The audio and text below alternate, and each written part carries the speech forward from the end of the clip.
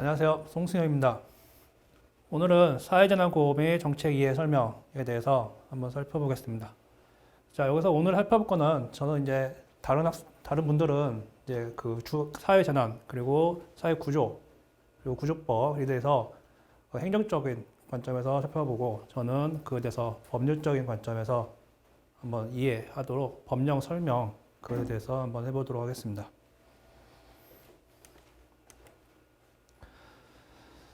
자, 먼저 법이라는 것은 자, 우리가 삼각형 했을 때 헌법 있고 그 위에 그 아래 바로 이제 법률 그리고 명령 그리고 자치법규 그다음에 행정규칙 이것이 삼각형 형태로 규정이 되어 있습니다. 자, 그래서 헌법을 기준으로 해가지고 밑에 헌법 법률이 규정이 되어 있는 거고 헌법에 그 법률이 어긋난다 그러면은 그 법률 자체가 바로 위헌이 된다고 할 수 있겠습니다. 자, 그래서 우리가 법률을 해석을 할 때는 과연 그것이 헌법에 맞는지 그리고 그 헌법에 규정을 했을 때 그것이 적정성 그리고 혼합성에 맞는지에 대해서 먼저 따져볼 필요가 있겠습니다. 그리고 우리가 법률을 해석할 때는 여러 가지가 있겠지만은 그 법률 자체가 되게 추상적이기 때문에 그것을 어떻게 해석하느냐는 사람마다 다를 수 있습니다. 그래가지고 아무리 앞에서 누군가가 이 법률이 맞다라고 말을 하더라도 그것은 이제 그 강사의 생각일 것이고 그것을 다른 사람이 그리고 그 판사가 어떻게 해석을 하고 적용하느냐에 대해서는 그것은 각자에 따라서 달릴 수가 있다는 점을 유의하시기 바랍니다. 그래서 이 법률도 언어이기 때문에 그 언어의 해석 그리고 의미 이것은 사람이 겪어오고 그리고 사람이 지금까지 생활해오고 그것에 따라서 차이가 있을 수 있다는 점은 알고 시작을 한번 해보도록 하겠습니다. 자, 먼저 재난이 뭔지에 대해서 그냥 간략하게 한번 살펴보도록 하겠습니다.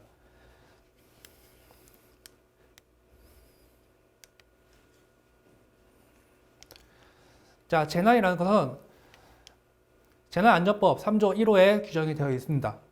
재난이란 국민의 생명, 신체, 재산, 국가에 피해를 줄 수 있는 것으로서 다음 각목의 것을 말한다라고 하고 있습니다. 자, 크게 자연재난과 사회재난으로 구분을 할 수 있습니다. 자연재난은 태풍, 홍수, 호우, 강풍, 풍량, 해인, 대설, 한파 등 낙뢰 이런 황사 이런 것들이 이에 준하는 그리고 소행성, 유행성, 자연물질, 낙하물 이런 것들이 자연현상을 해서 발생하는 재해를 우리가 자연재난이라고 하고 있고 사회재난은 화재, 붕괴, 폭발, 교통사고, 화생방사고 지금 한창 유행하고 있는 감염병 또는 가축 전염병 예방법에 따른 가축 전염병 이런 것들이 미세먼지 이런 것들이 다 사회재난이라고 할 수 있습니다. 자, 미세먼지가 그러면 자연재난 아니냐라고도 할 수 있는데 이 미세먼지가 자연적으로 많이 발생했다 그러면 자연재난에 포함될 수도 있겠죠. 그런데 우리가 대부분은 이 미세먼지가 사람을 인위적인 활동을 통해서 발생한다. 그리고 프레온가스 이런 것들이 많이 배출돼서 발생하는 거라 했고 이것은 하나의 사회재난으로 우리가 구분을 하고 있습니다. 해외재난. 대한민국 영역 밖에서 대한민국 국민의 생명, 신체 및 재산에 피해를 줄 수 있는 재난으로서 정부 차원에서 대처할 필요가 있는 재난을 말합니다. 자, 지금 발생하고 있는 코로나19 같은 것도 하나의 사회재난이면서도 해외재난이라고 할 수 있는 부분이 바로 여기에 있는 겁니다. 왜냐하면 정부 차원에서 대처할 필요가 있고 이거 코로나19 같은 거는 전 세계적으로 현재 감염병 문제가 있기 때문에 이에 대해서는 우리가 사회재난 또는 해외재난이라고 구분을 할 수 있는 것이라고 할 수 있겠습니다. 자, 그 다음에 국가의 책무에 대해서 한번 살펴보도록 하겠습니다. 국가와 지방자치단체는 재난이나 그 밖의 각종 사고로부터 국민의 생명, 신체 및 재산을 보호할 책무를 지고 재난이나 그 밖의 각종 사고를 예방하고 피해를 줄이기 위해서 노력해야 하며 발생한 피해를 신속히 대응 복구하기 위한 계획을 수립, 시행하여야 한다. 재난안전법 4조 1항에 규정이 되어 있습니다. 자, 이것을 볼 때 국가와 지방자치단체는 재난 그 밖의 사고로부터 국민 신체로 책무를 지고 재난이나 그 밖의 개종을 줄이기 위해서 노력해야 한다 라고 하고 있는데 여기서 과연 국가가 노력을 해야 한다는 그 의미 자체가 뭐냐는 거죠. 자, 지금같이 우리가 코로나19 같아 이것을 우리가 지금 국가가 노력을 하고 있느냐라고 문의를 던졌을 때 과연 우리는 국가는 과연 노력하고 있다고 말할 수 있을까요? 라는 것이 문제죠. 왜냐하면은 여기서 노력해야 한다는 것 자체가 원래 추상적이죠. 도대체 뭐가 노력한다는 거냐라고 했을 때 그럼 국가 차원에서 뭐 어떻게 해야 되냐? 라고 하면은 국가 차원에서 예방밖에 없는 거겠죠. 지금 현재로서는. 그리고 그렇게 하고 있고 근데 우리는 이제 그것이 잘못됐다라고 생각을 하고 있는 거죠. 왜냐하면은 니들이 노력을 했으면은 지금의 이러한 사고가 발생할 수 있겠느냐? 항상 우리는 사고가 발생하면은 그에 대해서 대응, 복구를 위해서 뭔가를 투입을 하고 재원을 투입을 하거나 재난안전법에서 재난지원금을 지원을 하고 지금과 같이 그리고 뭔가를 이제 임시적으로 이제 지낼 수 있는 것을 마련해 준다. 이것을 우리는 국가는 이것을 노력을 했다라고 표현을 하고 있는데 그것은 노력했다고 말할 수 없다라는 거죠. 그렇게 해서도 안 되는 거고. 그럼에도 불구하고 우리는 매번 재해가 발생을 하면은 그 정도의 선에서 끝난다는 거. 이것이 과연 그러면은 국가가 노력했다라고 할 수 있느냐? 이거는 국가가 노력했던 게 아니라 국가가 그때그때마다 그냥 방치를 하는 거 아니냐라고 할 수 있지 않을까 하는 생각이 듭니다. 그리고 신속히 대응 복구하기 위한 계획을 수립 시행해야 된다. 이 계획 수립 시행이 5년 단위로 이루어지고 있습니다. 자, 재해라는 것 자체가 매년 바뀌고 그럼에도 불구하고 우리는 계획 수립 시행해야 된다고 하고 있는데 이 수립 시행이라는 것이 과연 뭐냐는 거죠. 여기서 말하는 수립 시행이라는 것은 결국에는 이 피해가 갔을 때 어떻게 우리가 대응하고 어떠한 복구를 취하겠다라는 것을 이제 계획을 수립한다는 건데 이것이 매년 똑같다는 겁니다. 달라지지 않는다는 거죠. 매년 되풀이식으로 과연 그것이 그러면은 국가 지방자치제가 과연 노력했다라고 할 수 있느냐 여기서도 문제가 있다는 거죠. 이런 문제가 있음에도 불구하고 계속 어필을 함에도 불구하고 누군가 계속 문제 제기를 함에도 불구하고 나아지지 않는다는 점. 국가와 지방자치제는 안전에 관한 정보를 적극적으로 공개하여 하며 누군지 이를 편리하게 이용할 수 있도록 해야 한다. 지방자치법 4조 2항이고 3항 제3조 제5호 남혹에 따른 국가 재난관리 책임기관장은 소관 업무와 관련된 안전관리에 관한 계획을 수립하고 시행해야 하며 그 수재지를 관할하는 특별시, 광역시, 지방자치도, 특별자치도와 시, 제주특별자치시로 제주도는 제주특별자치시가 설립이 되었기 때문에 지정을 했기 때문에 이제 우리 지금 제주특별자치시도라고 부르고 있죠. 그리고 10조 이하에 따른 행정시를 포함한다.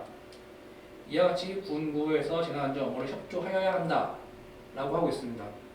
자, 이거에 대해서 한번 법령을 잠깐 보겠습니다.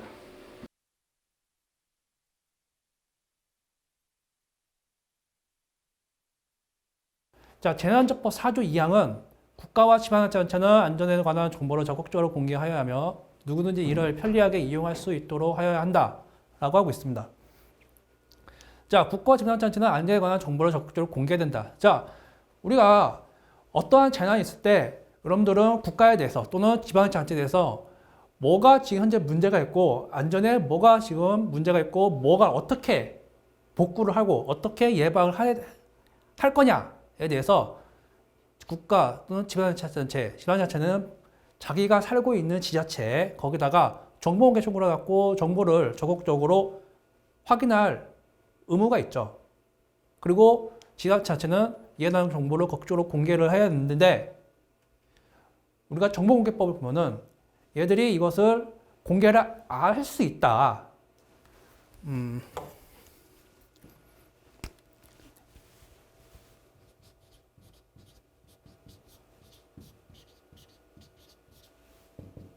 자, 이렇게 할 수 있다라고 하고 있어갖고 임의 규정으로 되어 있다는 거죠. 그래가지고 얘들이 정부나 국가 지방자치가 해도 되고 안 해도 된다라고 해석을 하고 있어요. 이 말 의미 자체로는 맞아요. 그것이 해도 되고 안 해도 되는 거죠. 임의주의이기 때문에. 근데 여기 재난안전법은 적극적으로 공개하여야 한다라고 하기 때문에 이것이 법률이 서로가 충돌되는 현상이 발생을 한다는 거죠.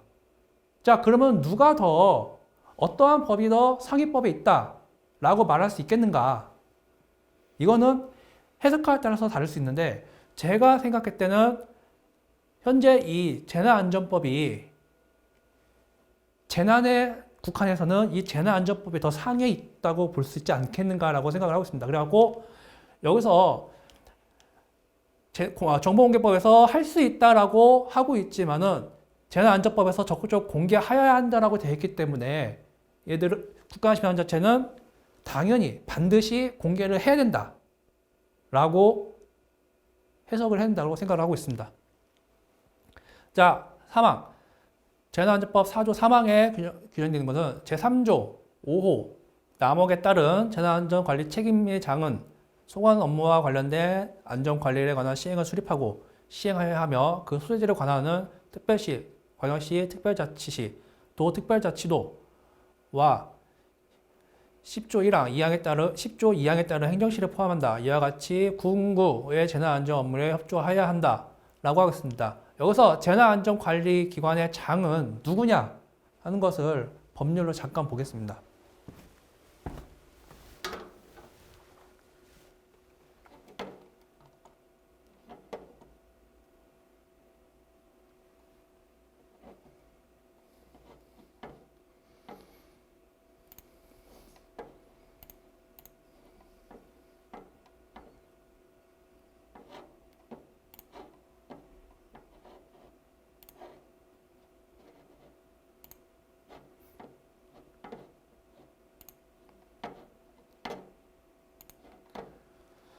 자, 현재 규정하고 있는 재난안전관리 책임기관들은 이러한 기관들을 말합니다. 재해공감, 농林수산, 건협부, 지방우정청, 국립검역소, 이런 등등 해가지고 최대 102개가 규정이 되어 있죠. 이것은 재난안전관리 기본법 시행령에 규정이 되어 있는 규정입니다.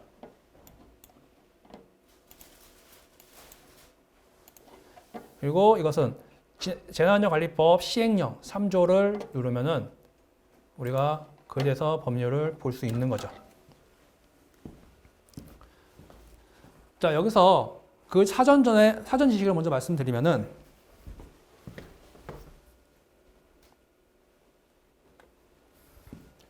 우리가 법령을 볼 때는 사람이 모든 우리나라에 규정되어 있는 모든 성문 법률을 다 알 수는 없습니다. 그래가지고 아까 같이 사이트에서 국가법령정보센터를 찾으면은 거기 사이트에 들어가서 자기가 보고 싶은 법률을 명칭을 치면은 모든 법률을 다 볼 수가 있습니다. 이 점은 여러분들 다 참고를 해주시기 바랍니다. 자, 다시 제3조 5호. 그럼 여기서 3조 5호 남혹이 뭐냐를 볼 때는 3조 5호 남혹은 지방행정기관, 공공기관, 공공단체 및 재난관리 대상이 되는 주요 시설을 관리하는 등으로서 대통령이 정하는 기관이라고 있는데 아까 봤듯이 그러한 102에 규정이 되어 있는 그런 기관장들이 바로 여기에 속한다고 할 수 있습니다.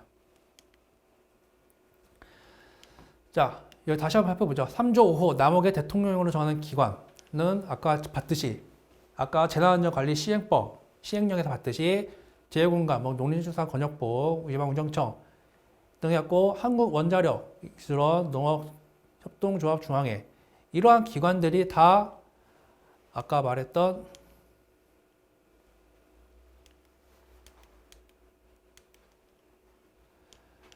여기 재난관리 책임기관의 장이라고 할 수 있습니다. 그래서 어떠한 재난이 발생을 했다 하면은 해당 재난에 대해서 이 기관장들한테 지금 현재 어떠한 재난이 있고 너들은 이러한 재난에서 어떻게 대응을 할 것인지에 대해서 문의를 할 수 있는 방법이 있다. 그러나 아까 같이 정보공개는 할 수 있다라고 규정이 되어 있어서 충돌할 가능성은 여전히 존재한다는 점.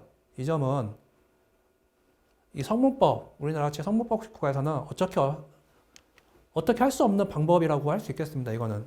그래서 왜 법에는 이렇게 공개해야 된다라고 하고 있음에도 너는 왜 공개를 안 하냐라고 했을 때는 이거는 다른 이제 행정소송을 통해서 정보 공개를 강제할 수 있는 방법밖에 없다라고 말씀드리고 싶습니다. 그리고 국민은 재난안전법 5조에 보면은 국민은 국가와 지방 자체가 재난 및 안전관리 업무를 수행할 때 최대한 협조하여야 하고 자기가 소유하거나 사용하는 건물 시설 등으로부터 재난이나 그 밖의 각종 사고가 발생하지 않도록 노력하여야 한다 라고 하고 있습니다. 자, 이것은 국민의 의무라고 할 수 있습니다. 국민의 책무라고 할 수 있죠. 국민은 재난이 발생했을 때 국가가 또는 지방자치단체가 어떠한 재난에 대해서 예방, 그리고 대응, 조치를 할 때 그에 대해서 국민은 내 사유지다 하더라도 그리고 내 개인 재산이라고 하더라도 그에 대해서 국가가 어떤 행위를 할 때 그에 대해서 협조를 할 의무가 바로 국민의 책무인 거죠. 자, 왜 이런 책무가 있느냐라고 했을 때는 헌법이 국가 또는 국민에게 할 수 있는 개인의 기본권을 규정하고 있는데 그 기본권이 헌법 30조 2항에 의해서 얼마든지 제한이 될 수 있다라고 규정을 하고 있습니다. 그래가지고 국가가 아무리 국가의 의무를 다하려고 하더라도 개인의 사유지를 침범할 수 있겠는가라는 문제 제기에서 발생하는 것이 바로 이러한 현상이라고 할 수 있습니다. 그래가지고 국가가 개인의 사유지를 재난이 발생했을 때는 얼마든지 침해할 수 있고 국민의 기본권은 상황에 따라서 제한도 가능하다. 그러나 그 제한을 할 때는 본질적인 내용을 침해할 수가 없다는 것. 그리고 국가안전보장, 질서유지, 공공복리를 위해서는 침해할 수 있다는 점. 그래서 이러한 재난은 국가안전보장이라고도 할 수 있겠고 아니면은 질서유지 또는 공공복리를 위해서 기본권이 제한된다 라고 할 수 있겠습니다. 그래가지고 국민은 자기가 소유하거나 사용 시설물로서 재난 각종 발생하지 않도록 뭐 지방이 무너진다거나 그리고 아니면은 산사태가 날 때 그 산이 무너지지 않도록 하는 그런 방제 역할을 하는 것들에 대해서 얼마든지 나 자신도 국가도 노력해야 되지만은 나 자신도 그에 대해서 노력을 해야 된다는 점. 그리고 네, 그에 대해서 한번 살펴봤습니다. 자, 재난이 발생했을 때 가장 총책임자는 행정안전부 장관입니다. 그 외에 이제 우리가 감염병이 왔을 때 심각 단계가 있으면은 국무총리 중심으로 가지고 그 지휘 체계가 꾸려집니다. 지금 현재 질병관리청장이 옛날에 질병관리본부였죠. 지금은 질병관리청장이 대표 예방 재난에 대해서 이제 재방 예비에 대해서 이제 총책임자가 하고 있는데 총책임자는 이제 보건복지부 장관이 될 수도 있고 아니면은 행정자치부 장관이 될 수도 있습니다. 총책임자는 원래는 행정자치부 장관이고 지금같이 감염병 같은 경우에는 보건복지부 장관이 될 수 있겠죠. 그래서 어쨌든 총책임자는 행정안전부 장관이 되고 국가 및 지방자치는 행하는 재난시험으로 총괄 조정한다라고 하고 있습니다. 자, 재난의 대비에 대해서 한번 살펴보겠습니다. 자, 재난안전법 34조 1항은 재난안전관리 책임의 장은 재난의 수습활동에 필요한 대통령령으로 정하는 장비, 물자, 자재 및 시설을 비축, 관리하여야 한다라고 하고 있습니다. 자, 여기서 비축 관리해야 한다라는 의미가 과연 뭐겠는가 라는 거죠. 자, 예를 들면 우리가 소방 시설할 때 간이 소방 시설, 뭐 소화기라든가 아니면은 물을 뿌릴 수 있는 그런 장비, 도구, 그리고 아니면은 저수지 같은 것들을 물이 넘치지 않도록 방제 역할을 제대로 하고 있는지에 대해서 대통령령으로 정하는 장비, 물자, 자재라고 있는데 여기서 그러면은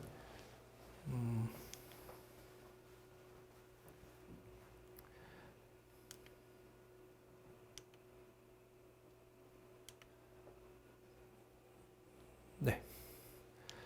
대통령령으로 장비가 과연 뭔지 한번 살펴보도록 하겠습니다.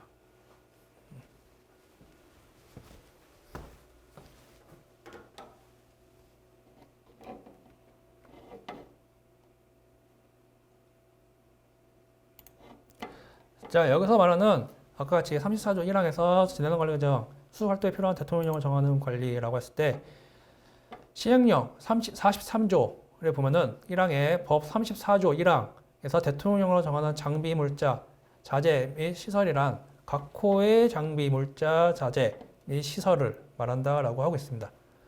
자, 보면은 포대류, 묶음류 등 수방 자재, 그리고 시멘트, 철근, 하수관 및 강제 등 건설 자재, 전기, 통신, 수용도 기자재, 자재, 인력 등 운반을 준비한 수송 장비, 연료, 뭐 불도저, 굴삭기, 뭐 양수기, 뭐 이재민 등의 구호 위반하는 시설. 자, 이재민 등의 구호 위반하는 시설은 우리가 알고 있는 임시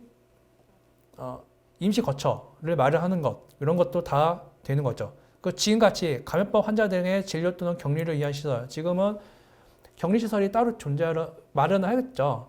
그때 다시 공무원들이 교육받는 그러한 시설이라든가, 아니면 병원, 아니면은 뭐 다른 그들이 생존할 수 있는, 그들을 관리할 수 있는 어떠한 기관, 단체, 시설, 어느 간이업소, 그런 것들을 말을 하는 거죠. 그 밖에 행정관리, 응급대책, 재해복구를 위해 필요한 고시라는 장비, 물자. 그럼 고시를 볼 때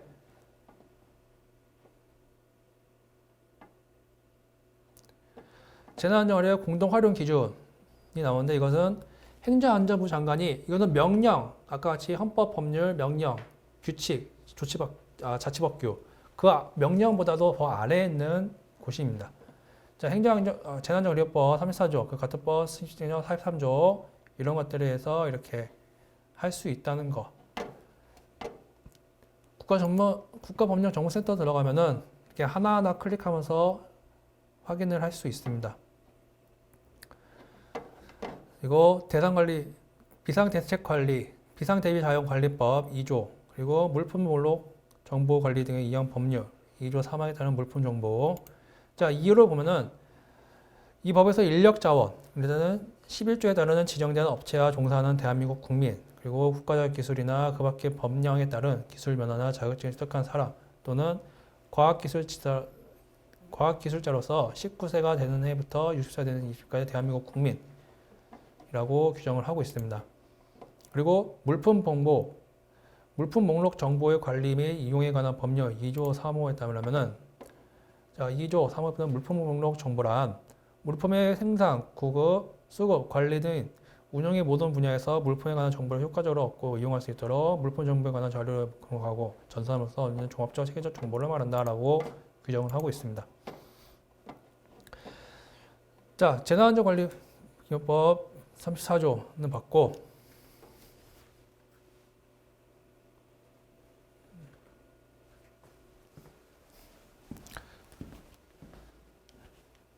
다시 돌아와서, 자, 3호, 2호, 2항, 34조 2항을 보면은 행정안전부 장관, 시도지사 또는 시장, 군수, 구청장은 재난 발생에 대비해서 민간기관, 단체 또는 소유자와 합의하여서 37조에 따라 응급조치에 사용할 장비, 시설 및 인력을 지정 관리할 수 있다라고 하고 있습니다. 자, 여기서 행정안전부 장관, 시도지사가 아까 같이 재난관리 책임의 기관장은 행정안전부 장관이라고 했죠. 그래서 시도지사는 그래서 협조할 의무, 지자체가 협조할 의무가 있고, 시장, 군수, 구청장 할 수 있고, 37조에 따라 응급조치에 사용할 장비, 시설, 인력을 지정, 관리할 수 있다라고 하고 있습니다. 그러니까 모든 의료기술, 의료장비 이거에 대해서도 역시 행정안전부 장관이 총체적으로 그것을 관리, 운영할 수 있다. 원래 응급조치, 이것은 병원시설이기 때문에 보건복지부 장관의 소속인데, 이렇게 재난이 발생했을 때는 총책임자인 행정안전부 장관이 모든 것을 다 총괄해서 관리, 지휘, 그리고 운영하는 방법을 다 마련해서 지휘할 수 있다는 점. 자, 34조 3항에 보면은 행정부 장관, 시도지사 또는 시장, 군수, 구청장은 제2항에 따른 지정 관리를 위해서 필요한 경우에 관계행정기관 장, 공공기관의 운영 및 관할 법률 2조에 따라서 30파트법 76조에 따라서 기본장은 다음 각 호에 따른 정보의 제공을 요청할 수 있다. 아까 같이 정보 제공을 요청한다, 할 수 있다는 거. 그래서 이것은 어떤 거냐 했을 때, 이 경우 요청하는 기관장은 공공기관은 정당한 사유가 없으면 이에 따라야 한다. 건설기계법 3조에 따른 건설기계 등록 정보, 그 밖에 30조에 따른 응급조치에 사용할 장비, 시설 및 인력에 관한 정보로서 대통령령으로 정하는 정보라고 하고 있습니다. 자, 그럼 여기서 말하는 대통령령으로 정하는 정보는 뭐냐? 34조 3항 1호 4호에 아까 같이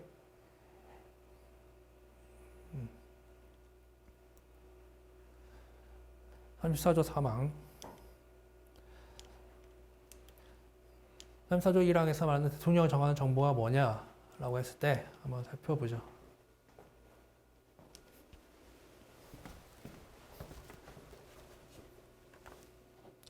여기서 말하는 대통령을 정하는 정보는 시행령 43조에 봤을 때 가지 여기 대통령을 정하는 정보, 비상대책 지원관리법, 물품정보 이것을 관리할 수 있다는 거에 대해서 말을 하고 있습니다. 자, 근데 문제는 여기서 아까 말했듯이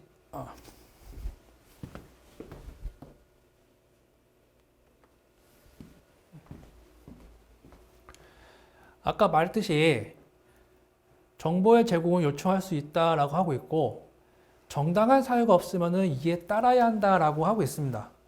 자, 그러면은 아까 같이 할 수 있다. 여기서는 정보의 제공을 요청할 수 있다라고 하고 있기 때문에 행정안전 장관은 여기다가 제공을 하도록 요청을 해도 되고 하지 않아도 되는 거죠. 임의적인 겁니다. 그래서 우리가 어떤 정보를 알고 싶어도 얘가 기관장이 요청을 했는지 안 했는지에 따라서 그들의 판단, 자의적인 행위에서 우리가 알 수 있고 모를 수도 있다는 거죠, 결국에는. 그러면 이거는 우리의 정보가 알 권리라는 것이 있었는데 헌법에는 알 권리라는 것이 균형이 의미적으로 해석이 되고 있는데 과연 그러면은 정보의 제공을 요청할 수 있다. 라고 해서 우리가 그러면 그것을 알 수 있느냐? 라고 했을 때 배치되는 현상이 발생한다는 거죠. 그리고 여기서 공공기관의 장 등은 정당한 사유가 없으면 이에 따라야 한다는데 도대체 여기서 말하는 정당한 사유라는 게 뭐냐는 거죠. 이건 해석하는 사람마다 다를 수 있습니다. 판단했을 때 나는 정당한 사유가 있다라고 판단이 되는데 기관장이 정당한 사유가 없다라고 판단이 된다 그러면은 공개를 안 할 수 있다는 거죠, 결국에는. 이렇게 법률이 원래는 명확하게 규정이 돼야 되는 겁니다. 왜냐하면 명확성 원칙이 있기 때문에 헌법상에 명확성 원칙이 있는 거죠. 그럼에도 불구하고 이렇게 임의적, 추상적으로 규정하고 있어서 이 자체가 이것은 위헌이라고, 그러니까 위헌 소송 제기를 하면은 위헌이 나올 수 있지 않을까 하는 생각이 들고 있습니다. 자, 4호 사항을 보면은 행정부 장관은 제1항에 따라서 책임관리기관의 장이 비축 관리하는 재난관리 지원, 체계적으로 관리 및 활용할 수 있도록 재난관리 자원 공동 활용 시스템을 구축 운영할 수 있다. 재난관리법 34조 사항이 규정이 되어 있습니다. 자, 여기서 말하는 비축 관리 재난관리 책임기관장이 아까 같이 행정안전부 장관이죠. 그리고 아까 처음에 봤듯이 여러 가지 행정기관의 장들이 관리 비단 비축 관리할 수 있고 재난관리를 체계적으로 비축 운영할 수 있다는 거. 그리고 5항을 볼 때 행정안전부 장관 관리는 행정안전부 장관은 자원관리 시스템의 공동 활용에 의해서 재난관리 자원의 공동 활용 기준을 정하여 재난관리 책임기관장에게 통보를 할 수 있다. 그러니까 행정안전부 장관이 자원관리 시스템을 공동 활용해서 재난관리 지원의 공동 활용을 위한 재난관리 책임기관의 장 각각의 장관들이 있는 거죠. 행정안전부도 하나의 기관이긴 하지만은 이 재난 봤을 때 총책임자이고 그 밑에 여러 기관들, 뭐 식약처장, 아니면 보건복지 장관, 아니면 질병관리청장, 뭐 이러한 각각의 장관들한테, 기관의 장들한테 우리가 자원관리 시스템을 어떻게 활용하자에 대해서 책임자가 그 밑에 있는 기관들한테 통보를 하는 거죠. 왜냐하면 총지휘 책임자가 행정안전부 장관이기 때문에. 그리고 이 경우 재난관리 책임기관장은 통보받은 재난관리 지원은 공동활용 기준에 따라서 재난관리 지원을 관리하여야 한다.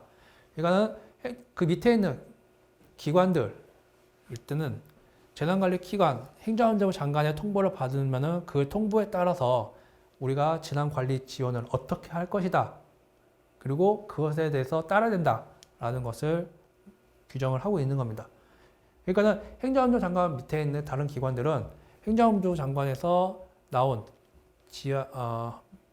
통보에 따라서 자기 마음대로 쓸 수 있는 것이 아니라 그 통보에 따라서 운영이 되고 있다는 거. 그래서 아무리 지금 여기가 급하다고 우리 지자체가 급하다고 하더라도 그것을 마음대로 쓸 수 없다는 점.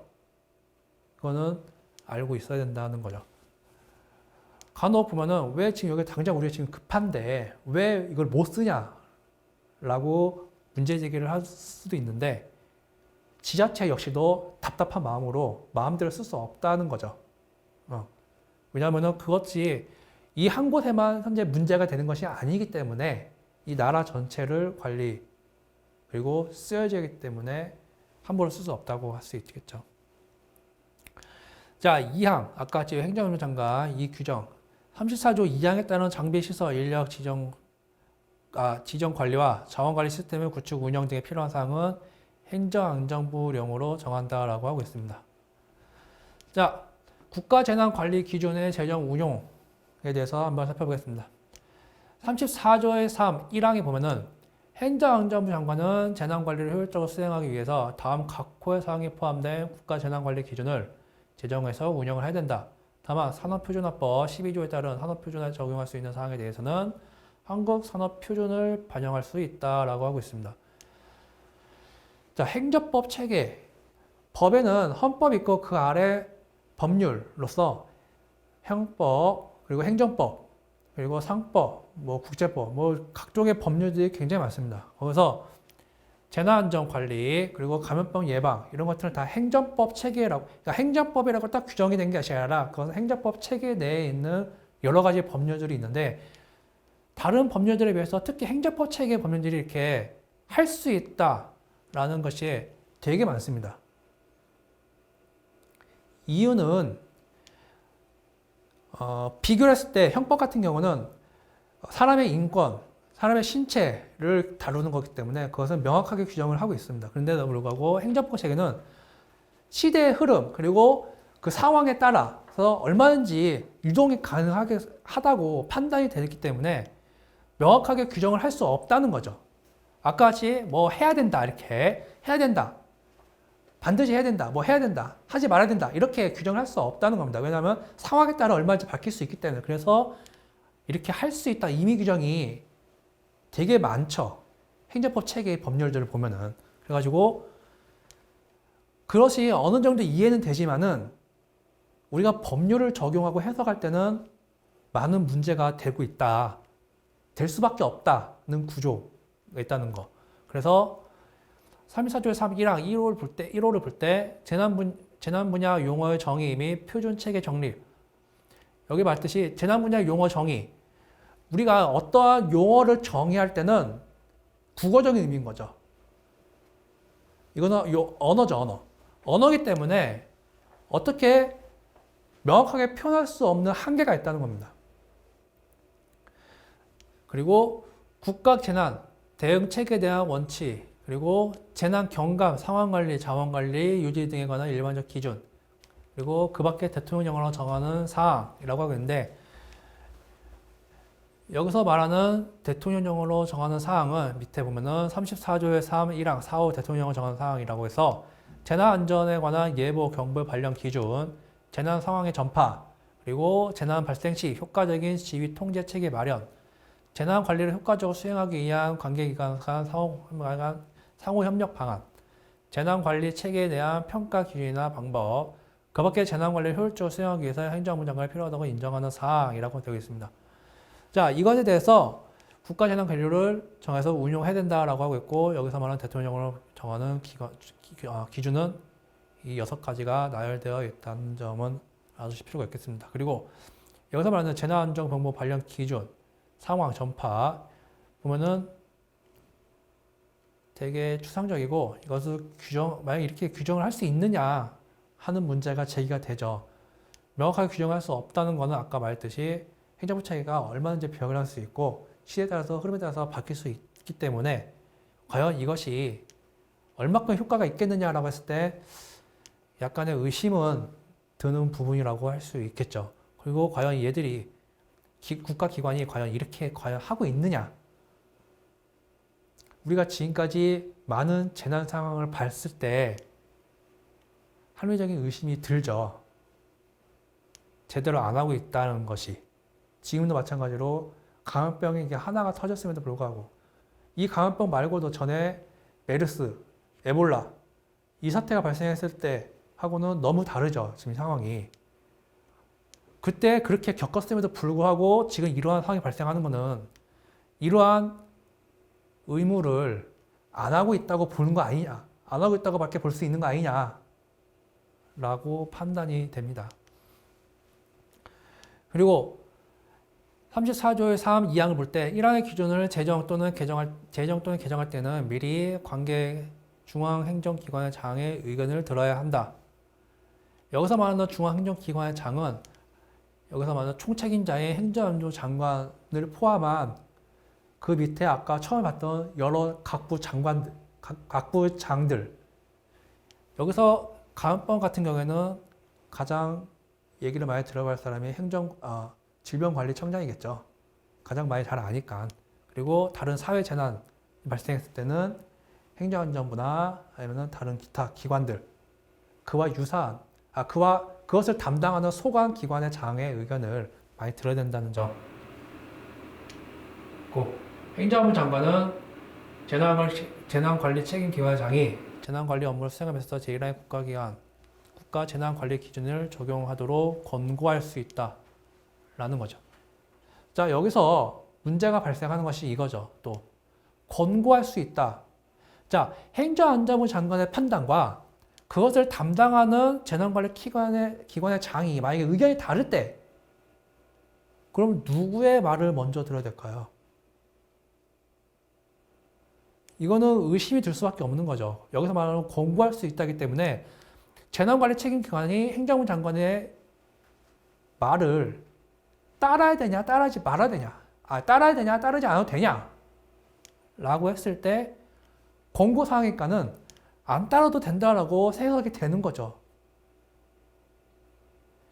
자, 총책임자가 행정부 장관인데 그 밑에 있는 재난관리 책임자니 자기 판단에서 국가관리 기준을 적용한다. 라고 하면은 이거는 지휘체가 무너지는 거 아니냐라는 거죠.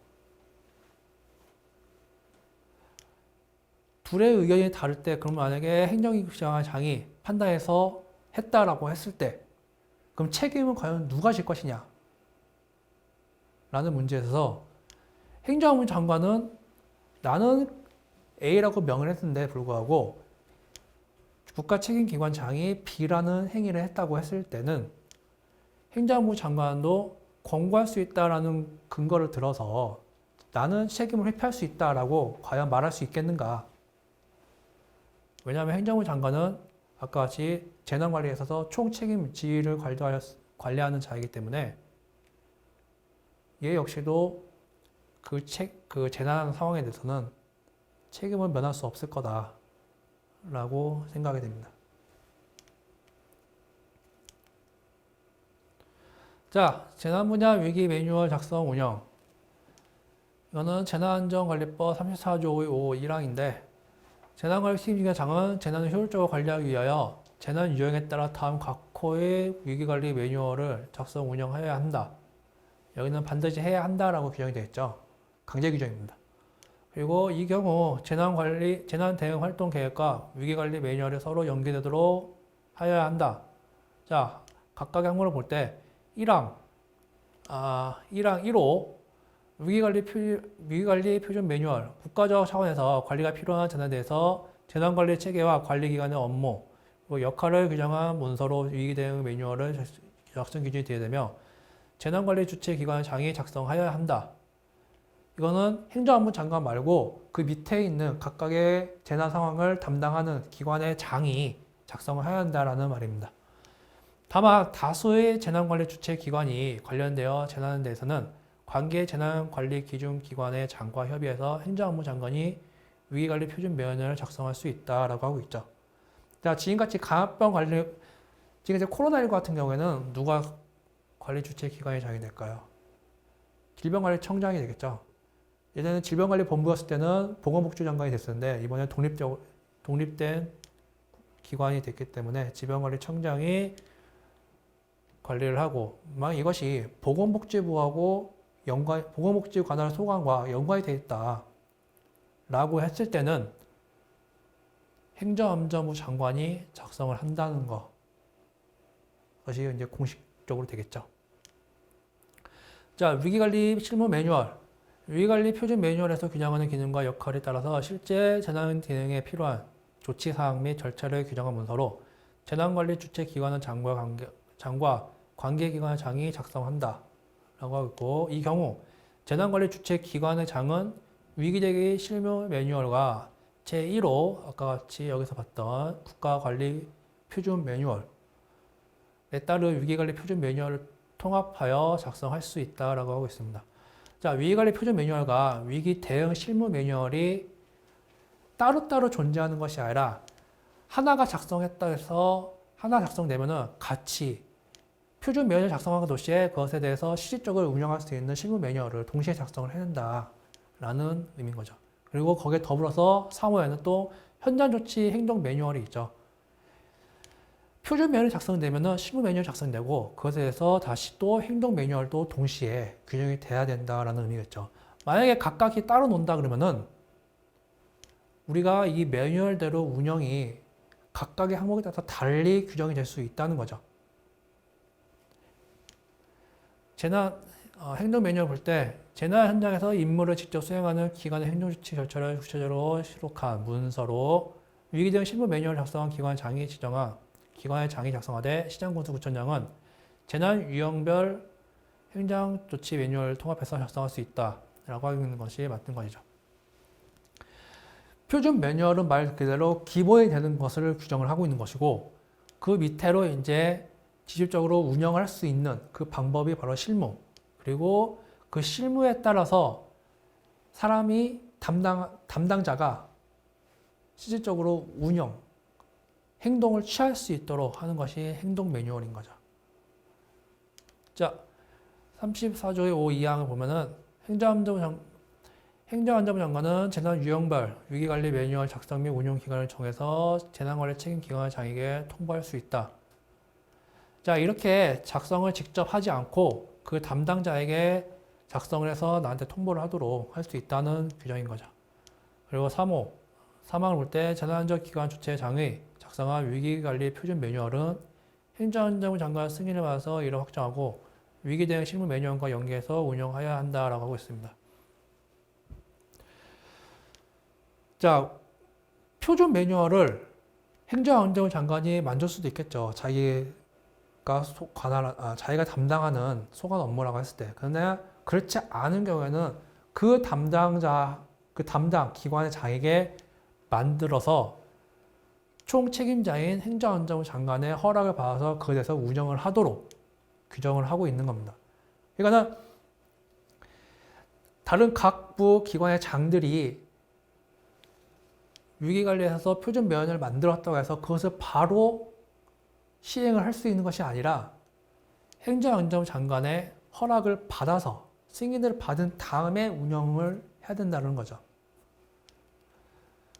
왜냐하면 아까 같이 재난안전관리 총책임자는 행정안전부 장관이기 때문에 그런 거죠.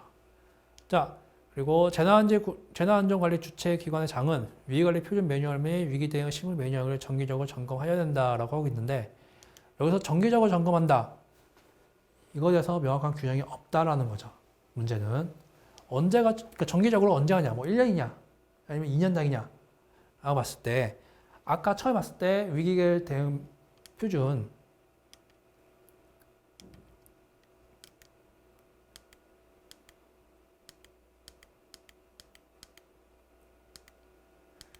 기본계획 수립을 아까 같이 5년 단위로 한다고 했을 때, 여기서 말하는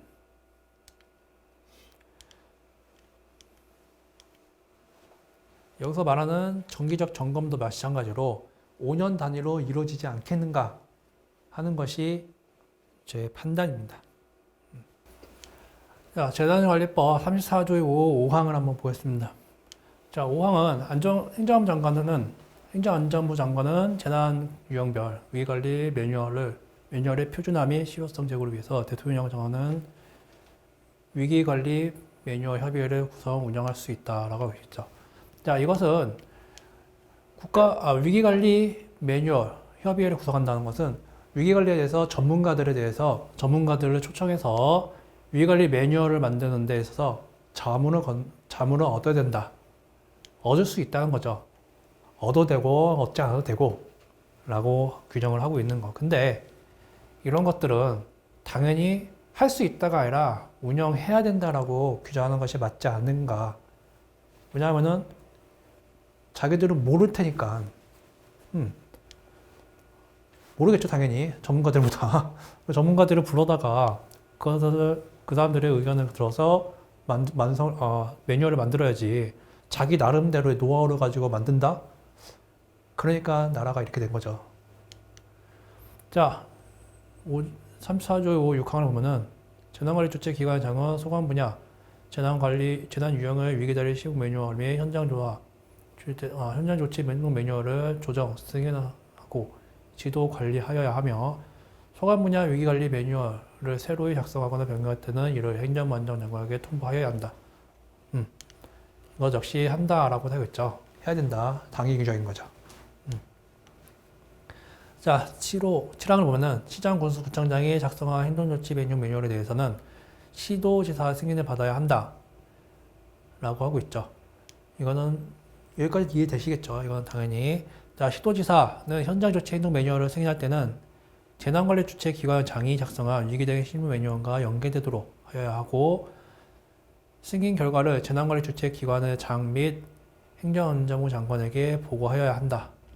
라고 하고 있습니다. 자, 지자체들은 당연히 그 상급 기관인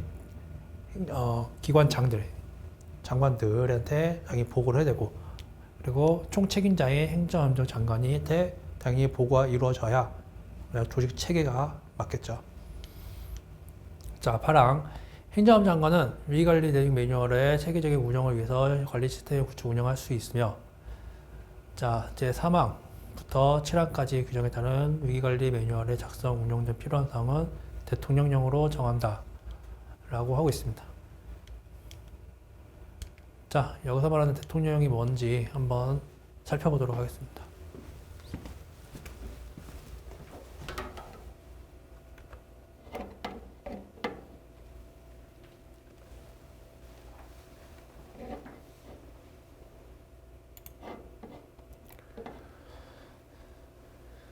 자, 작성 운영 등에 필요한 사항을 대통령령을 정한다라고 있는데, 이 대통령령은 시행령 43조의 7 위기관리 매뉴얼의 작성 운영 그래서 행정장관은 34조 8항에 따른 위기관리 관리 운영 요청할 수 있다라고 하겠죠. 구축 운영에 필요해서 재난관리기관의 장에게 관련 자료의 제출을 요청하거나 시스템을 통해서 위기관리 대응 매뉴얼을 요청할 수 있다 라고 하고 있습니다. 여기서 말하는 작성 운영에 필요한 사항이 결국에는 구축 운영에 의해서 필요한 시스템, 매뉴얼을 관리하도록 요청하는 거, 이거 자료를 제출 요청하는 것밖에 없다는 거죠. 과연 매뉴얼 작성 운영에 필요한 사항이 이거밖에 없느냐? 라고 했을 때 문제가 있는 규정인 거죠. 이 규정을 넣어서 행정기관들이 할 필요가 없다는 거예요, 결국에는. 자료만 제출해서 과연 될까요? 뭐 현장조사 이런 것은 빠져 있는 거죠. 자, 우리가 현장 매뉴얼을 만들 때 각각의 지형도 다를 것이고 각각의 시도지사마다 상황이 다를 것입니다. 그럼에도 불구하고 그냥 그 지자체 공무원들이 제출한 자료만 가지고 매뉴얼을 만든다. 과연 이게 타당할지는 의문이죠. 그리고 9항 행정안전장관은 자, 9항에 보면은 행정안전장관은 재난관리 업무를 효율적으로 하기 위해서 대통령령을 정하는 바에 따라서 위기관리 필요에 관한 매뉴얼, 표준안을 연구 개발해서 보급할 수 있다 라고 하고 있습니다. 자, 여기서 말하는 9항을 보면은 뭐가 있을까요? 대통령령을 정하는 9항을 볼 때 9항에 따라서는 같이 43조의 7, 시행령 43조의 7을 보면은 재난관리 유형에 따른 국민행동 유형을 표준화, 재난 유형에 따른 예방 대응 예방, 대비, 대응, 복구 단계별 조치 사항에 관한 연구 및 표준화, 재난 현장에서 대응 및 상호 협력 절차에 관한 연구 및 표준화, 그 밖에 위기관리 매뉴얼 개선 보완에 필요한 사항이라고 규정을 하고 있어요. 그리고 이런 사항이라고 규정을 하고 있습니다. 자,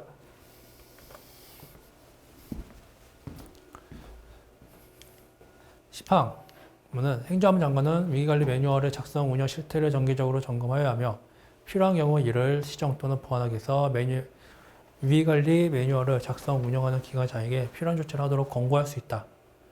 그리고 이 경우 권고를 받는 기관장에 특별한 사유가 없으면 이에 따라야 한다. 이 규정도 되게 문제가 많죠. 자, 작성 운영하는 기관장에게 필요한 조치를 하도록 권고할 수 있다. 말 그대로 권고할 수 있는 거예요. 하든지 말든지. 나는 일단 했다는 거에서 책임 회피가 이루어지는 거죠. 여기에는. 자, 이 경우 권고를 받은 기관장은 특별한 사유가 없으면 이에 따라야 한다. 자, 특별한 사유. 뭘까요? 과연 특별한 사유라는 것이. 나는 하기 싫어. 안 해도 된다는 거죠. 그 대신 그에 대한 책임은 그 기관장이 지는 거죠. 여기에는.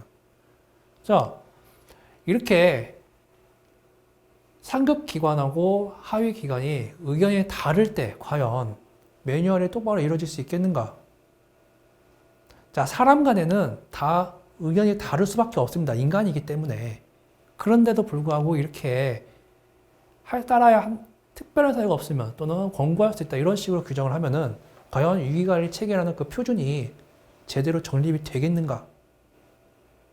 그리고 나서 나중에 또 사건이 터지면 그때 가서 대응 방안을 또 모색을 하겠죠.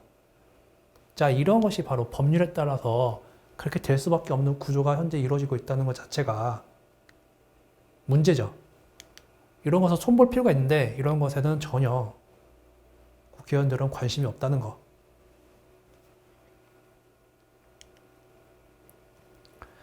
자, 재난대비훈련 실시 35조 1항을 보면은 행정안전 장관, 중앙행정기관장, 시도지사, 시장, 군수, 구청장 및 긴급구조조치기관, 기관의 장은 대통령이 정하는 바에 따라서 매년 정기적으로 수시 또는 수시로 재난관리 책임기관, 긴급구조지원 및 군부대 등 이해관계과 합동으로 재난관리위원, 재난대비훈련을 실시하여야 한다.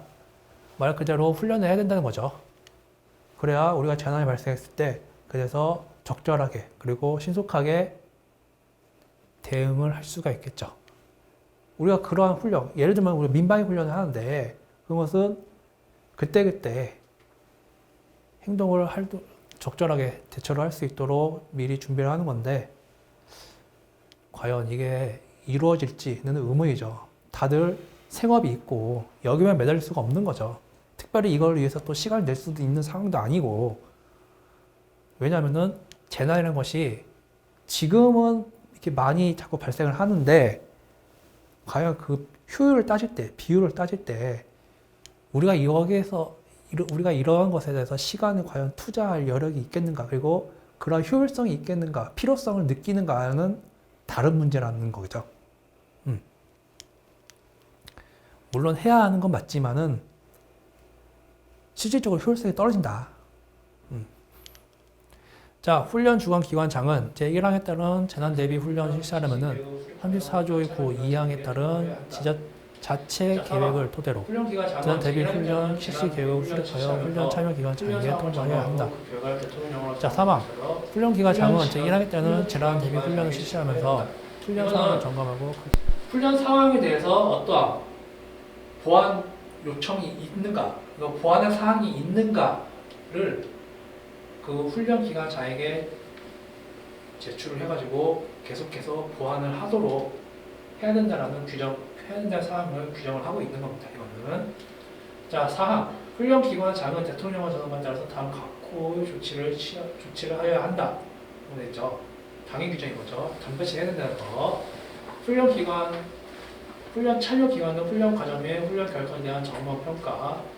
훈련 참여 기관은 자기가 훈련 과정에서 나타난 유의사항, 개선 보완에 필요한 요구 조치, 훈련 과정에서 나타난 34조 5이랑 각호 훈련 결리 매뉴얼 미비적에서 개선 보완 및 개선 보완 조치 요구. 이거는 항상 들었던 내용인 거죠. 항상 나오는 내용인 거고. 재난 대비 훈련 효율적인 추진을 위한 절차 방법에 필요한 사항은 대통령령으로 정한다라고 하고 있죠. 자, 여기서 말하는 대통령이 뭔지 한번 보자.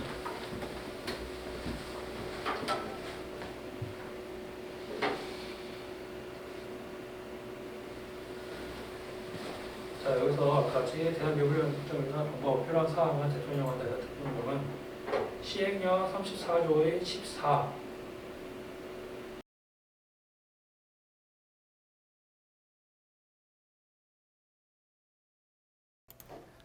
자, 35조 5항에서 말하는 대통령이 정한다라는 것을 봤을 때 대통령의 말이 뭐냐라고 했을 때 보니까는 시행령에 이거에 대해서는 또 규정도 없습니다. 문제가 심각하죠. 자, 아까 같이 35조 4항 훈련기간의 장은 대통령을 정하는 바에 따라서 그 조치를 하여야 한다라고 했는데 그 대통령을 볼 때 35조 4항은 시행령 43조의 15를 보면은 35조의 4항에 따른 그래서 규정이 쭉 나와 있죠. 43조의 15. 자, 그러면은 본법 35조 5항 대통령을 정한다 해서 대통령을 보면은 35조 5항에 대해서는 규정이 없습니다, 또. 그래서 효율적인 추진을 위한 절차 방법이 필요한 사항이 없다는 거죠. 시행령에. 자,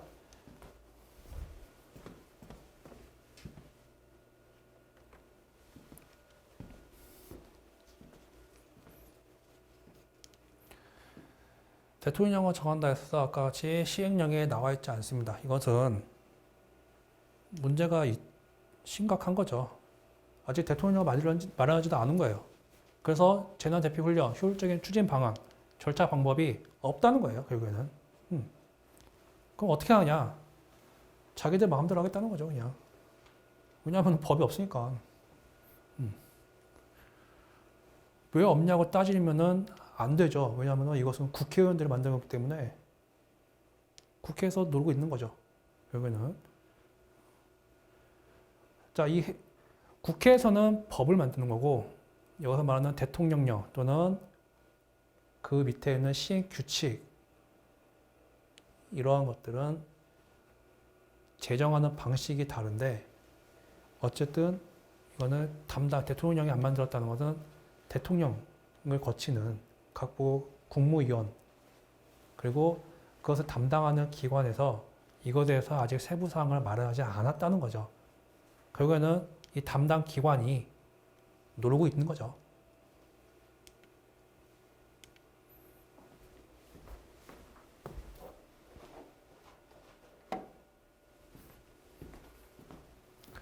자, 응급조치 한번 보겠습니다.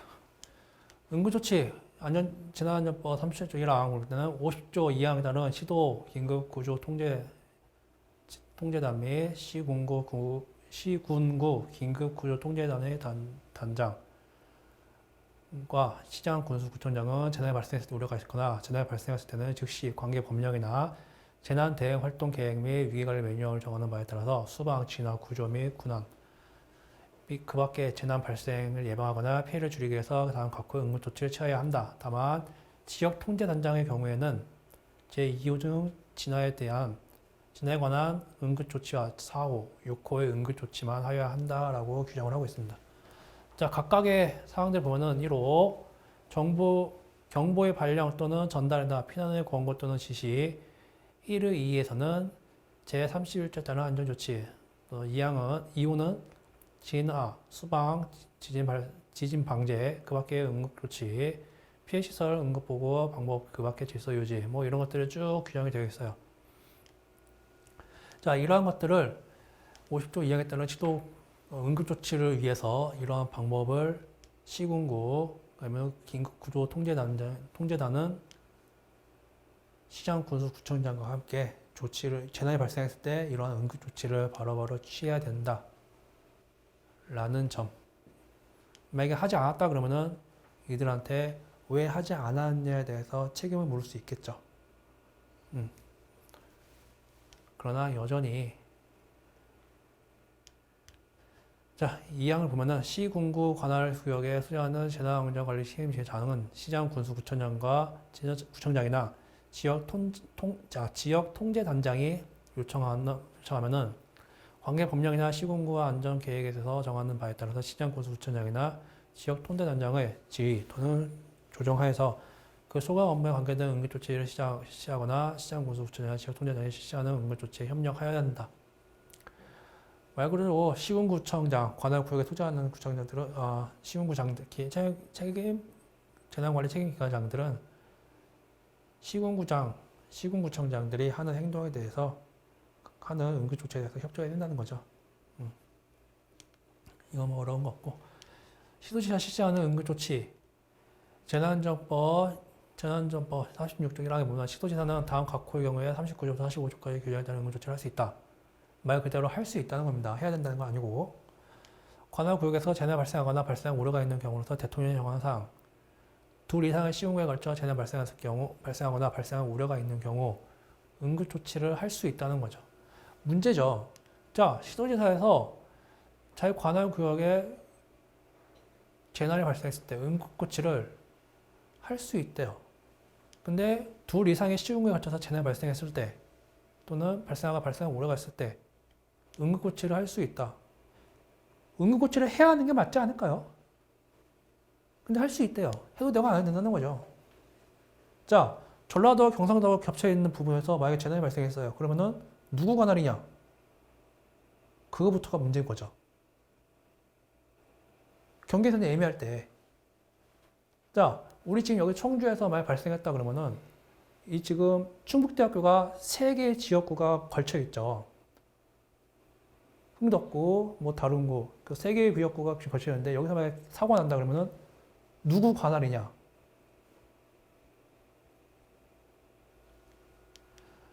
우리가 관할을 따지는 이유가 책임을 지기 싫어서 그러는 거죠.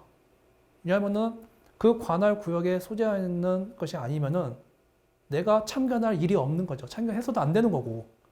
그렇기 때문에 이러한 규정이 마련된 것 같은데 이건 말 그대로 응급조치죠.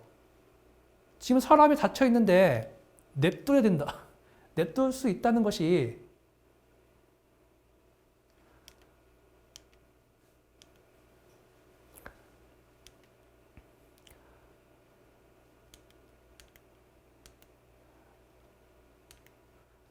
아까 이 규정들에 비추어 보면은 너무 어이없지 않은 거냐, 잘못된 거 아닌가 하는 거죠.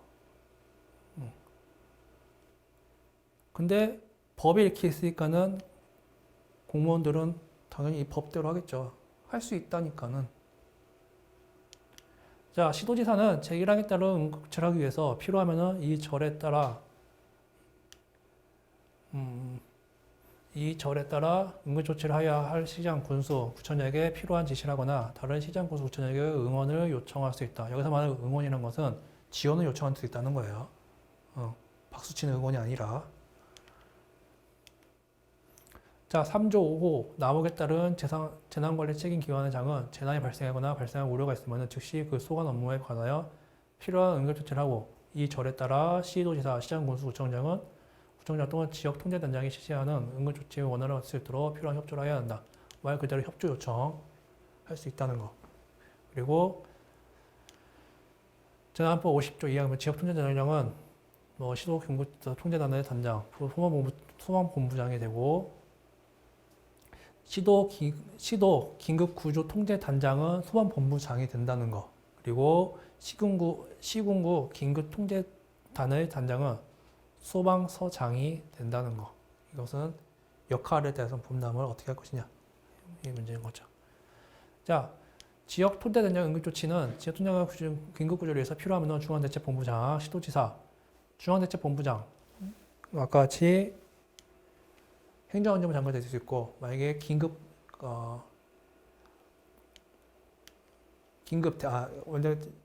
중대한 경우는 국무총리가 대책본부장이 된다는 거. 그래서 시도본부는 시장군수구청장에서 이게 30조, 38조 2, 39조, 44조 등의 응급대책을 요청할 수 있고 대책본부장은 특별한 사유가 없으면 요청에 따라야 한다. 여기서도 또 특별한 사유가 없으면이라고 하고 있죠. 주관적인 거죠. 해도 내가 안 해도 된다는 거죠. 결국에는 이 특별한 사유. 나는 특별한데 이 사람들이 판단했을 때 특별한 게 아니다 그러면 특별한 게 아닌 거예요. 나의 의지는 상관이 없는 거죠. 결국에는. 자, 2항. 지역 통제단장은 30조에 따른 응급조치 및 40조부터 43조까지와 45조에 따른 응급대책을 실시하였을 때 이를 즉시 해당 시군구장에 통보해야 된다. 다만 인명구조 응급조치 및 긴급한 대응에 필요한 요청이 있을 때는 우선 조치한 후 통보할 수 있다. 이것은 사전 조치 그리고 후 통보라고 규정을 하고 있는 거죠. 긴급하니까는 먼저 조치를 하고 통보해도 상관없어요. 먼저 긴급한데 통보를 하고 그에 대해서 따른다? 그게 더 이상한 거죠. 자, 임시주거시설. 이거는 재해구호법에 규정되는 건데 4조 2호, 4조 2랑 구호기관은 재해로 주거시설을 상실하거나 주거가 상실이 불가능한 상황에 처한 이재민들을 구하기 위해서 임시주거시설을 사용할 수 있다라고 하고 있죠. 정부집에 따른 중앙행정기관이 운영하는 숙박시설 또는 교육훈련장, 연소시설 내 숙박시설. 이번에 감염병 발생했을 때 공무원 중앙교육원, 공무원 중앙교육원이 이번에 그 활용된 사례가 바로 이러한 경우인 거죠. 자, 정부 출연기관의 장은 설립, 운영 및 육성 관리 법률에 따라서 정부 출연 연구기관이 운영하는 숙박시설 또는 교육훈련시설, 연수시설 내에서 숙박할 수 있고 공공기관이 운영에 관한 법률에 따른 공공기관이 수행하는 숙박시설 또는 교육훈련장, 연수시설 내 숙박시설 지방자치가 운영하는 숙박시설 또는 교육훈련장, 연수시설 내 숙박시설 아마도 중앙이든 지방이든 숙박 그 자체가 운영하는 숙박시설, 교육시설, 연수시설이 많은가 봐요. 각각이 다 규정이 되어 있나, 마련되어 있나 봐요. 그것이. 자, 그리고 의료법 3조 2항 사무에 따른 병원급 의료기관의 시설 중 구호기관이 임산부, 중증장애, 노인 등 대통령을 정하는 고약자 구호를 위하여 필요한 시설 그 밖에 대통령령으로 정하는 시설.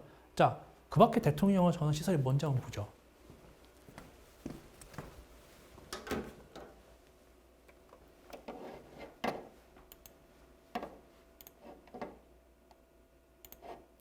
자, 그 밖에 대통령령을 정하는 시설. 재해구호법 시행령을 보면은 3조의 3에 여기서 말하는 6호에서 말하는 대통령령을 정하는 시설이란 초중중등법 2조에 따른 학교의 시설, 마을회관, 경로당, 제1호부터 3호에 규정한 시설 외에 구호기관이 법 3조에 따른 구호시설 대상자의 구호에 필요하다고 인정하는 시설이 규정이 되어 있죠. 자, 여기서 문제가 이거죠. 제3조 법 3조에 따른 구호 대상자의 구호에 필요하다고 인정하는 시설. 제6호법 3조가 뭘까요? 구호의 대상, 이재미, 이시대 피자. 제1호 이유에 따른 사람 외의 재해로 인한 심리적 안정, 사회 적응, 지원에 필요한 사람으로서 대통령이 정하는 사람. 여기서 말하는 대통령이 정하는 사람은 재난에 직접 목격한 사람. 제6호법 시행령 1조의 사례를 보면은 재난안전을 직접 목격한 사람. 재해 현장에서 구호, 자원봉사 또는 복구 활동에 참여한 사람. 제1호 및 2호에서 규정한 사람 외에 재해로 인한 심리적 피해 정도 등을 고려한 행정안전부 장관이 고시하는 기준을 갖춘 사람이라고 하고 있죠. 여기서 문제는 아까 같이 명확하게 규정이 되어 있음에도 불구하고 최근에 부산에서 건물 화재가 있을 때 그 사람들 호텔에 묵겠던 사건이 있었죠. 엄연히 법 위반이죠. 그럼에도 불구하고 그들은 불가피해서 호텔에 묵을 수밖에 없었다라고 한 거죠. 아까 말했듯이 법이라는 게 추상적이다 보니까는 자기가 어떻게 생각하고 해석하냐에 따라 달라지는데 그건 너무 억지죠. 명백히 그거는 위법이에요. 여기 호텔은 말은 없죠. 숙박시설을 과연 호텔로 생각했다. 상식적으로 이해가 되지 않는 부분이죠. 자, 2호. 구호기관이 제1항 각 호에 따른 시설을 임시주거시설로 사용하기 위해서는 미리 해당 시설의 운영기관장 또는 운영 책임 자와 협의하여서 한다. 이 경우 해당 시설 운영기관장 또는 운영 책임자는 정당 사유가 없는 한 협의에 응하여야 한다. 제9법 4조 2항 구호기관은 제9법 3조에 따른 구호 대상자의 거주지 또는 발생지를 관할하는 특별시장, 과학시장 특별자치시 도지사, 그 특별자치도지사 및 시장군수구청장을 말한다. 라고 하고 있습니다. 제9 관련 기관 등과의 협조를 했을 때 구호기관은 제9를 원활하게 수행하기 위해서 구호 지원기관 및 자원봉사단체 등과 적극 협조해야 되고 이재민 등 그 인근 거주자는 구호기관 구조 업무에 협력하여야 한다.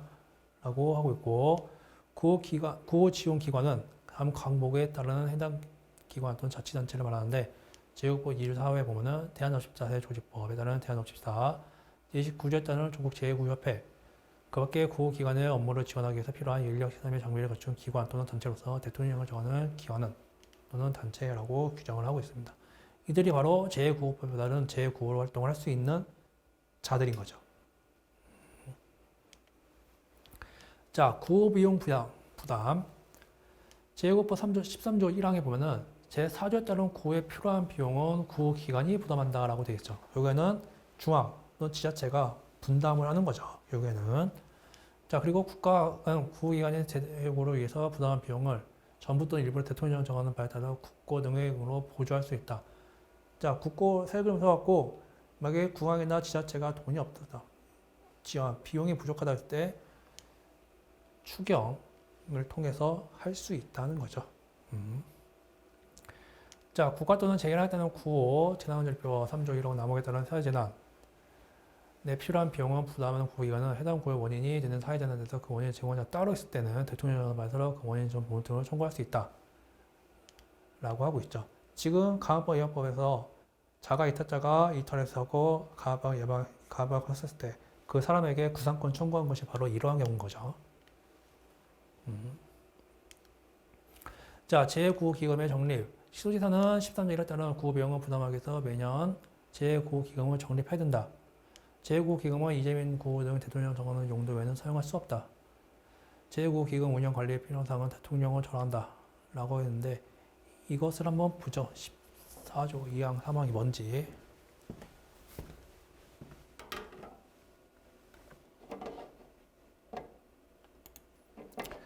자, 14조 2항 제9기금은 이재명 구호 등 대통령 정하는 외에 사용할 수 없다. 대통령을 정하는 것은 제9법 시행령 8조를 보면은 뭐 여러 가지 쭉 나와요. 뭐 응급구조, 보상, 양성 지원, 재난지원금, 사전 집행. 이번에 우리가 봐왔던 재난지원금도 여기에 포함되는 거죠. 그리고 제9 물자 조달 운송, 뭐 교육 훈련 할 때, 그리고 뭐 사업 할 때 필요하다는 경우 이런 것들이 있고. 제9기금법 14조 3항 대통령 정하는 것에는 제9법 시행령 구조를 볼 때 제9법 별도로 제설하고 제9기금을 정립해야 된다. 뭐 제9법 운영에 따라서 정하는 사항 외에는 필요한 사항은 시도의 조례로 정한다. 라고 했을 때 조례가 그러면 여러 가지 조례가 쭉 나옵니다. 지금같이 뭐 조례를 구한다라고 했을 때 그 조례는 각 시군구마다 조례 규정이 다르기 때문에 어느 시에서는 되는데 또 어느 시에서는 안 되는 경우가 발생할 수 있습니다. 그거는 그 시의 특성에 따라서 달라질 수 있는 거고 그 시를 구성하고 있는 구의원들의 협의에 따라서 달라질 수 있는 거기 때문에 조례가 왜 이렇게 다르냐? 그거는 그들한테 물어봐야 되는 거죠. 자, 제9호 인력 양력을 해야 된다는 것은 행정안전 장관 및 시도지사 등은 이재민 등 원활한 구호를 위해서 제9호 전문 인력 양성을 해야 된다. 라는 거. 그리고 행정안전 장관 및 시도지사 등은 제1항에 따른 제9호 전문 인력 양성을 위해서 다음 각 구호 어느 하나에 해당하는 기관 또는 단체를 제9호 인력 양성 기관을 정해서 교육 훈련시킬 수 있다. 고등부법 제2조에 따른 학교 제16조 2항에 따른 전문기관, 그 밖에 구호활동 목적을 하는 설립된 기관 및 기관 또는 단체라고 하는데 자, 3호 국가와 지방자치는 제2항에 따라 지정된 제9 전문인력 양성기관에 대해서 훈련 필요한 비용을 전부 또는 일부를 지원을 할 수 있다. 라는 거. 제1항부터 3항까지 규정에 따른 사항 외에 교육 훈련 및 전문 양성기관 기준 및 절차 등의 관행은 대통령령으로 정한다. 지금 여러분들 이게 지금 이 동영상을 찍는 것도 다 여기에 포함되는 거죠. 제 고려 이주 양성을 위해서 교육을 통하는 거죠. 다 이것을 다 우리가 다 국고 지원을 받고 하는 거고 고등교육법 이주했다는 학교 우리가 지금 대학교를 말하는 거겠죠. 네, 그런 학교에서 교육을 할 수 있다는 거. 네. 자, 여기까지 지금까지는 자 모든 제9호 그리고 전문 인력, 그 비용 뭐 이런 것들을 다 살펴보았습니다. 일단 우리가 사회 재난, 자연 재난이 발생했을 때 이 재난을 과연 어떻게 극복할 수 있느냐는 물론 개인의 문제도 있겠지만 우리가 가장 대표적으로 할 수 있는 것은 국가, 지배장치인 거죠. 국가가 과연 개인한테 얼마까지 어느 정도 이렇게 해줄 수 있느냐는 법률에 정하는 바에 따라서 이루어지는데도 불구하고 그것이 제대로 이루어지지 않는다는 것. 그리고 법률 규정 자체가 모호하기 때문에 그것을 해석하는 것에 따라 다를 수 있다는 것. 그러나 이렇게 달라면 안 되는데도 불구하고 이렇게 규정을 해놓은 것 자체가 문제라는 거죠. 자, 이러한 규정은 우리가 어떻게 할 수 있는 것이 아니라 국회에서 할 수 있는 거기 때문에 이에 대해서 요청은 끊임없이 하고 있지만은 과연 그것이 실질적으로 이루어질 수 있는 건지는 의문이라는 점. 네. 자, 과연 자, 그러면 이상으로 마치겠습니다. 고맙습니다.